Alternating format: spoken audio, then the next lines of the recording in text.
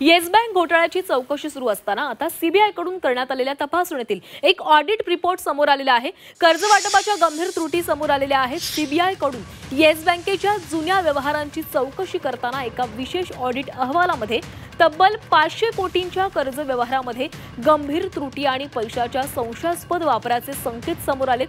अहवालानुसार 2017 साली येस बँकेनं एचडीआयएल कंपनीचं सुमारे 523 कोटींचं कर्ज 518 कोटींना सुरक्षा सेट रिकन्स्ट्रक्शन कंपनीला विकलेलं होतं। त्यावेळी बँकेचा दावा होता की त्यांना 15% रोख मार्जिन मिळालं। मात्र ऑडिट चौकशीमध्ये समोर आलंय की ही रक्कम बँकेकडूनच अप्रत्यक्षरित्या आलेली होती, म्हणजेच खरेदी करणाऱ्या कंपनीला खरेदीसाठी लागणारा पैसा येस बँकेकडूनच मिळालेला होता।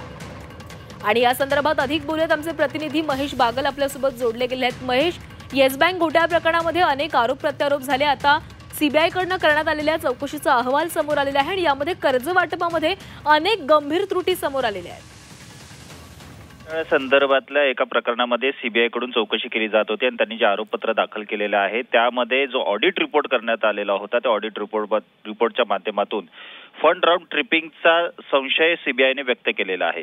एकंदरीत पाहता 2017 साली येस बँकेने एचडीआयएल कंपनीला 523 कोटी रुपयांचं कर्ज दिलं होतं। मात्र कर्ज थकीत झाल्यामुळे ते एनपीए मध्ये जात असल्याने ते कर्ज एआरसी या संस्थेला 518 कोटींना सुरक्षा विकण्यात आलेलं होतं। मात्र एआरसी कंपनीला हे 518 कोटींचं कर्ज विकत घेण्यासाठी जो फंड हवा होता तो त्यांच्याकडे नव्हता। तो फंडच येस बँकेने त्यांना पुरवला होता आणि हे कर्ज जे एनपीए मध्ये चाललेलं होतं ते रोखलं होतं असा आरोप सीबीआयच्या या रिपोर्टमधून करण्यात आलेला आहे।